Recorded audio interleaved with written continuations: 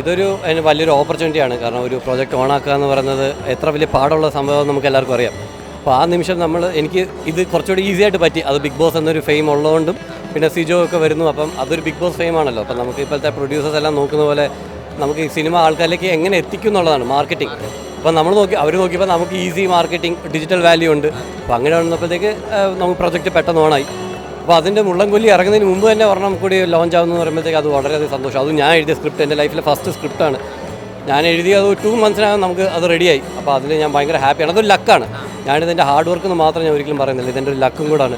കാരണം സ്ക്രിപ്റ്റുമായിട്ട് നടക്കുന്ന ഒരുപാട് പേരുണ്ട്, അസിസ്റ്റൻറ്റ് ഡയറക്ടറായിട്ട് നടക്കുന്ന ഒരുപാട് പേരുണ്ട്. ഇതിൻ്റെ ഡയറക്ടറാണെങ്കിൽ അവൻ 16 വർഷമായിട്ട് സിനിമയുടെ പുറകെ നടക്കുന്നവനാണ്. അപ്പോൾ അവനൊരു ഓപ്പർച്യൂണിറ്റി എനിക്ക് കൊടുക്കാൻ പറ്റി. അപ്പോൾ ഞാൻ സ്ക്രിപ്റ്റ് എഴുതിയപ്പം ഇത് ഇറ്റ്സ് നോട്ട് ഈസി. അപ്പോൾ എനിക്കങ്ങനെ കിട്ടിയെങ്കിൽ അത് ഞാൻ പറഞ്ഞ എൻ്റെ ഒരു ലക്കും പിന്നെ ദൈവകാരുണ്യം എന്ന് പറയാം. അപ്പോൾ അങ്ങനെ ഇതുകൊണ്ടാണ്. പിന്നെ മുള്ളൻകൊല്ലി വരുന്നുണ്ട്. മുള്ളൻകൊല്ലിയിലും ഞാനും അഖിലേട്ടനും ഉണ്ട്. അഖിലേട്ടൻ നല്ലൊരു വേഷം ഹീറോ രീതി തന്നെ ഉണ്ട്. ഞാനും ഒരു ലീഡ് ക്യാരക്ടറായിട്ട് തന്നെയാണ് വരുന്നത്.